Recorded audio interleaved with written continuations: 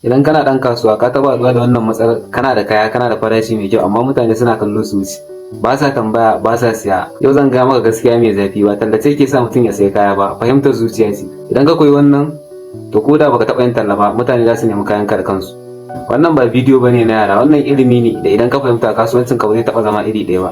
Abu na farko da zan faɗa maka shine mutum baya siya saboda kana da kaya, mutum yana siya ne saboda ya ji wani abu a zuciyarsa. Idan zuciyarsa bata motsa ba ko ka rage farashi zuwa sifili ba zai siya ba. Misali, idan ka mutum yana siyan waya mai tsada, ba don waya bane, yana siya ne don yadda zai ji idan yana rike da ita.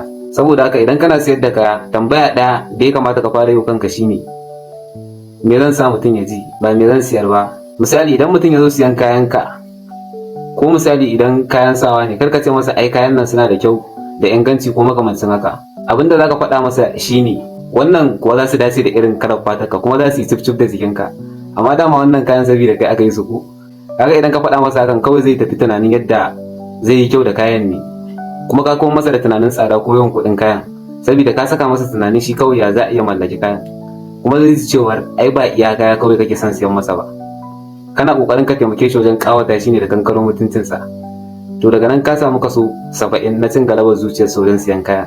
Kuskuren da 'yan kasuwa kaso 90 suke yi, kuskure mafi girma da 'yan kasuwa suke yi shine suna magana akan kaya maimakon rayuwar mutum.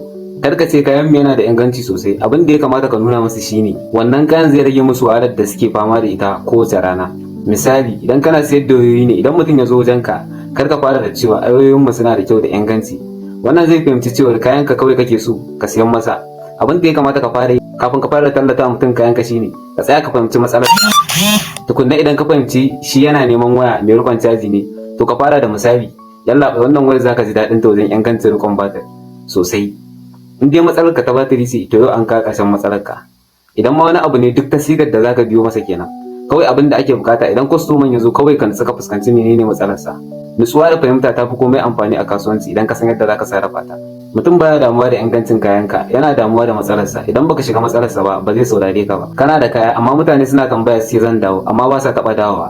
Sirrin na farko da zai sa mutum ya yarda da kai shine ka faɗi matsalarsa fiye da yadda shi kansa zai iya faɗa.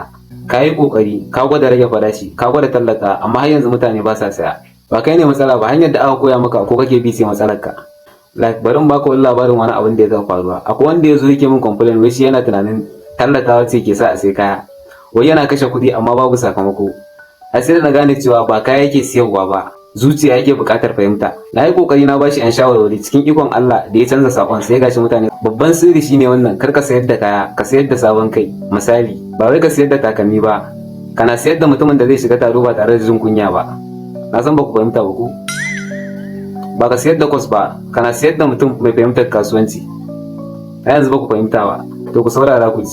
Idan kana roƙon asiya, kana nuna kai ne ke da bukata, amma idan kana koya musu abin da kowa bai sani ba, su ne za su roƙe ka. Dalilin da yasa ba na cewa ku yi falo, ka ji abin da nake faɗa yana da amfani, za ka bi ni da kanka. Shi ma kamar haka kasuwanci yake. Kar ka fara nuna mutane kyau ko ingancin kayanka, domin hakan zai nuna kamar kai ne kake bukata. Abin da ya fi shine ka dinga nuna musu amfanin kayan a gare su. A sha abin mamaki. Wannan wani sirri ne na baka shi kyauta, ka fara amfani da shi yau a cikin kasuwancin ka gani. Ba sai ka yi mun godiya ba, ka mun addu'a kawai. Daga yau idan ka mutum bai sai kayanka ba, kar ka zagi kasuwa, kar ka zagi farashi. Ka duba sakonka da kake isarwa don sayar da kayan. Domin a kasuwanci wanda ya fahimta zuciyar mutum shine yake samun kuɗaɗe masu yawa. Idan kana son zama ɗan kasuwa da mutane ke saurare, wannan account naka ne. Na gode.